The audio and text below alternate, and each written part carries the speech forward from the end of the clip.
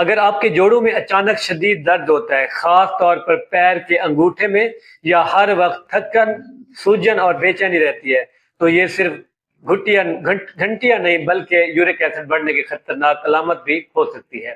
آج کی ویڈیو میں آپ کو بتاؤں گا یورک ایسڈ آخر کیا ہے، کیوں بڑھتا ہے، اس کی اصل علامات کیا ہیں، اور سب سے ضروری اس کا علاج اور وہ لازمی غذائیں جو آپ کو ابھی سے اپنی زندگی میں شامل کرنی چاہیے۔ السلام علیکم، میں ہوں ڈاکٹر جاوید اور آپ دیکھ رہے ہیں ڈاکٹر جاوید ہیلتھی ٹپس۔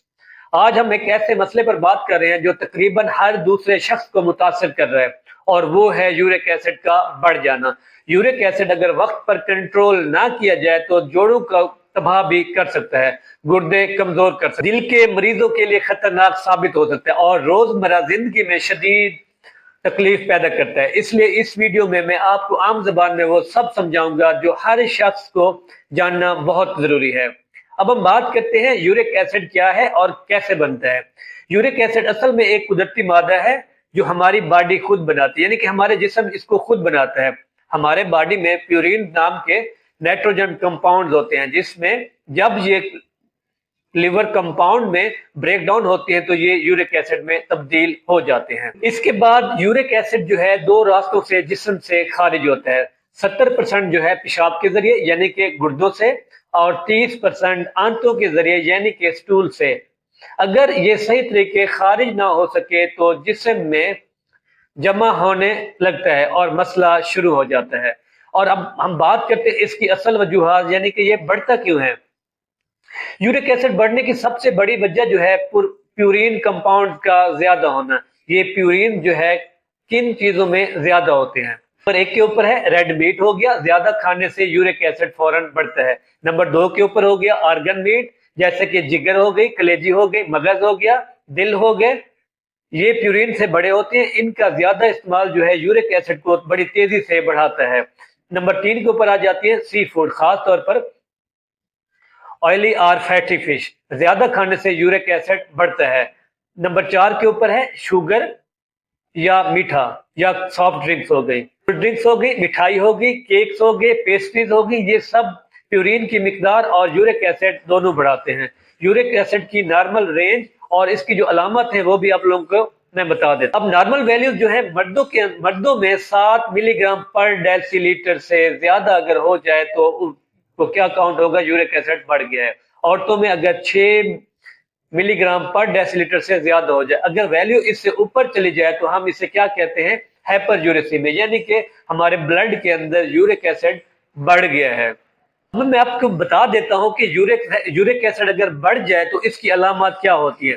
اچانک جوڑوں میں شدید درد سٹارٹ ہوتا ہے، خاص طور پر پیر کے انگوٹھے میں درد، جوڑوں پر سوجن اور گرمی محسوس ہونا، ہر وقت جو ہے تھکن رہتی ہے، رات کو درد کے اچانک حملے ہوتے ہیں۔ اگر پہلے سے آپ کے اندر بی پی ہو گیا، کڈنی پرابلم ہو گئی یا ڈائبٹیز کے پیشنٹ ہیں تو یہ علامات زیادہ شدید ہو جاتی ہیں۔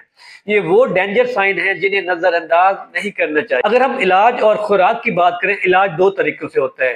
نمبر 1 کے اوپر لائف سٹائل موڈیفکیشن آ جاتی ہے، اور نمبر 2 کے اوپر آ جاتا ہے میڈیکیشن۔ ہم چلتے ہیں پہلے میڈیکیشن کی طرف۔ درد کے لیے اینٹی انفلامیٹری ڈرگز اور یورک ایسڈ کنٹرول کرنے والی مخصوص دوائیں جو ہیں یہ صرف ڈاکٹر کے مشورے سے ہی استعمال کرنی چاہیے۔ ہم چلتے ہیں خوراک اور لائف سٹائل موڈیفکیشن کی طرف۔ فوری طور پر جن چیزوں سے آپ نے پرہیز کرنا ہے وہ ہو گیا ریڈ میٹ ہو گیا، آرگن میٹ ہو گیا، شوگر ڈرنکس ہو گئے اور میٹھا ہو گیا، جو وہ چیزیں جو یورک ایسڈ کم کرنے میں آپ لوگوں کی مدد کر سکتی ہیں۔ چیریز ہو گئی، یورک ایسڈ کم کرنے میں سب سے زیادہ مفید پھل چیریز ہی ہے۔ بنانا ہو گیا، اورنجز ہو گئے اور گریپس ہو گئے، یہ پھل جسم کو الکلائن بناتے ہیں اور یورک ایسڈ کو نیچے لاتے ہیں۔ زیادہ پانی پینا بہت لازمی ہے کیونکہ 70% یورک ایسڈ پیشاب کے ذریعے نکلتا ہے۔ جتنا زیادہ پانی پیئیں گے اتنے تیزی سے جو یورک ایسڈ ہے وہ بہہ خارج ہوگا۔ اب میں آپ کو بتاتا ہوں لائف سٹائل کی بہتری اور مستقل علاج۔ آپ دوائیں لے رہے ہیں اور جو ہے لائف سٹائل بہتر نہیں کرتے تو یورک ایسڈ جو ہے دوبارہ سے بڑھ جائے گا۔ اس لیے مستقل حل یہی ہے کہ خوراک ٹھیک کریں، وزن کنٹرول کریں، پانی زیادہ پئیں، بہت زیادہ میٹ استعمال نہ کریں، سافٹ ڈرنکس جو ہیں بالکل ختم کر دیں۔ اگر آپ یورک ایسڈ کو ہمیشہ کے لیے کنٹرول میں رکھنا چاہتے ہیں تو آج سے ہی اپنی خوراک اور عادات بدلنے کا فیصلہ کر لیں۔ یہ مسئلہ وقتی نہیں، یہ لانگ ٹرم مینجمنٹ مانگتا ہے، یعنی کہ ایک دم یہ ختم نہیں ہو جاتا، اس کو مینیج کرنے کے لیے بہت زیادہ ٹائم ریکوائر ہوتا ہے کہ یورک ایسڈ کیا ہے، کیوں بڑھتا ہے، اور اس سے کیسے کنٹرول کرنا ہے۔